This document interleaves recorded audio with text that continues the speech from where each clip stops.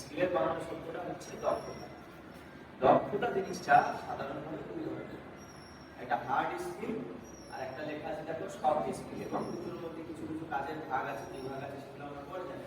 প্রথমে এখানে দেখো লেখা আছে কি হার্ড স্কিল, এবং এখানে লেখা আছে কি সফট স্কিল। এবং কোনটা হার্ড স্কিল কোনটা সফট স্কিল সেখানে দেখো এখানে বোর্ডে অলরেডি আমরা উদাহরণ দিয়ে দিচ্ছি।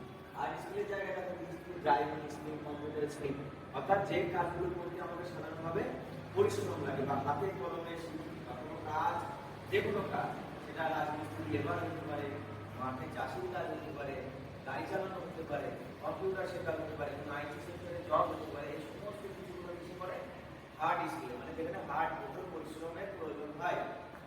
আরেকটা হচ্ছে লেখা আছে সফট স্কিল।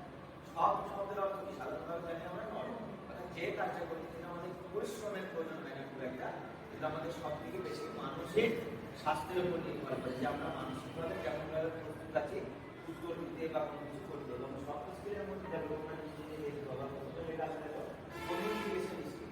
কমিউনিকেশন মানে কি একে অপরের সঙ্গে কথা বলা।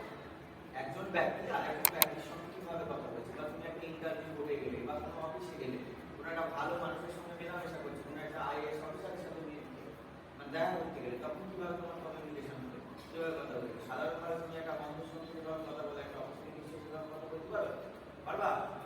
কেউ পারা যাবে? অবশ্যই না। তাহলে আমাদের কথাগুলো জায়গা বিশেষে কিন্তু কি করতে হয়, সবসময় পাল্টাতে হয় না। আমি যদি একটা অফিসে যাই সেখানে একরকম কথা বলবো, মানে একটা ভঙ্গিতে বলবো। আবার যখন আমি ক্লাসরুমে বন্ধুদের সঙ্গে থাকবো তখন একটা ভঙ্গিতে বলবো, যখন বোর্ডিং এর ভেতরে থাকবো তখন একটা ভঙ্গিতে বলবো, যখন একটা অফিসারের সঙ্গে দেখা করবো তখন একটা ভঙ্গিতে বলবো, যখন বাবা মায়ের সঙ্গে দেখা করবো তখন একটা ভঙ্গি হবে। তাহলে এগুলো কিন্তু দেখবা প্রত্যেকটা জিনিসের, প্রত্যেকটা মানুষের সঙ্গে কথা বলা কিন্তু আমাদের মধ্যে কিছু পার্থক্য কিন্তু আমরা লক্ষ্য করতে পারি, তাই না? এবং তারপর আরেকটা জিনিস লেখা আছে দেখো বডি ল্যাঙ্গুয়েজ। বডি ল্যাঙ্গুয়েজ মানে কি তোমার পশ্চার কেমন।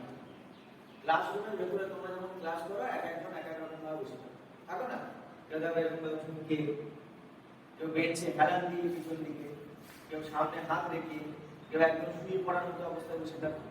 এই জিনিসগুলো কিন্তু সঠিক বডি ল্যাঙ্গুয়েজ না। ক্লাসরুমের ভেতরে আমাদের সবসময় কি থাকতে হবে, সচেতন থাকতে হবে। স্যার কোনটা পড়াচ্ছেন, স্যার কোনটা বলছেন, সেগুলো আমাদের সবসময় কি থাকবে, নজর থাকবে এবং সঠিক পরিমাণে। এবং তার সঙ্গে সঙ্গে আমাদের কি থাকতে হবে, আমাদের সচেতন অবস্থায় থাকতে হবে, যেন স্যার কি বলতে চাইছে সেটা আমার মাথায় যেন সহজে ধরতে পারে। আর যদি সচেতন না থাকে, আমার পশ্চাৎপদ যদি অলস অবস্থায় থাকে, তাহলে কিন্তু আমি সঠিকভাবে জ্ঞানগুলো স্যার যেগুলো বলছে সেগুলো মাথায় নিতে পারবো না। তাহলে আমাকে তার জন্য কি করতে হবে, নিজেকে ফিট রাখতে হবে। ফিট রাখা মানে কি, স্বাস্থ্যগতভাবে নিজেকে একদম সুস্থ রাখতে হবে, তাই তো? এবং তার সাথে সাথে সকালবেলায় উঠে একটু ব্যায়াম এগুলো করা, ডিপ ব্রিদিং করা। ডিপ ব্রিদিং মানে দীর্ঘ শ্বাস প্রশ্বাস নেওয়া, মাঝে মাঝে শ্বাস প্রশ্বাসের ব্যায়াম করা, যেরকম শারীরিক ব্যায়াম হয় সেরকম শরীরে ফুসফুসের ব্যায়াম কিন্তু রয়েছে। তাহলে সেই ব্যায়ামগুলো কিন্তু আমাদের কি করতে হবে, আয়ত্তের মাধ্যমে আনতে হবে, যাতে আমরা কোনো জিনিসের প্রতি সঠিকভাবে গভীর মনোযোগ স্থাপন করতে পারি। বোঝা গেল? এবং তার সঙ্গে সঙ্গে কি করতে হবে, আমাদের যে বডির পোস্টার আমাদের জায়গা হিসেবে চেঞ্জ করতে হবে। আমি একটা অফিসে গিয়ে যদি ক্লাসরুমের মতো বা এমনি বাড়িতে যেভাবে চেয়ারে হেলান দিয়ে বসে থাকি বা কোনো জায়গায় খাটের উপর যেভাবে শুয়ে পা মেলিয়ে বসে থাকি, সেভাবে নিশ্চয় বসে থাকা যাবে না। যাবে একটা অফিসের ভেতরে, তাহলে আমার বডি ল্যাঙ্গুয়েজকে চেঞ্জ করতে হবে। এটা হয়ে গেল বডি ল্যাঙ্গুয়েজ। তারপরে দেখো আছে সেলফ কনফিডেন্স। কনফিডেন্স মানে কি, সেলফ কনফিডেন্স মানে হচ্ছে আত্মবিশ্বাস, নিজের প্রতি নিজের বিশ্বাস। আমি যদি আগে থেকে কোনো কাজ করার আগে ধরে নিই যে আমি সেই কাজটা করতে পারবো না, তাহলে আমি অবশ্যই পারবো। দেখবো আমাদের ইসলাম ধর্মের কিন্তু রয়েছে একটা কথা, হাদিসের মধ্যে রয়েছে, কি রয়েছে, যে নিয়তের উপর আমল নির্ভর করে, বলা হয় না? অর্থাৎ আমরা মনে যে ধারণাগুলো রাখি সেটা কিন্তু আমাদের বাস্তব জীবনে কর্মক্ষেত্রে কিন্তু অনেক অংশে হয়ে থাকে। আমার মনে যদি ভালো ধারণা থাকে, ভালো নিয়ম থাকে, তাহলে আমরা সবসময় কি করতে পারবো, ভালো কিছু শিখতে পারবো। এবং আমাদের মনে যদি খারাপ কিছু থাকে, তাহলে কিন্তু আমরা কি করবো, আমাদের সাথে খারাপই করতে পারবো।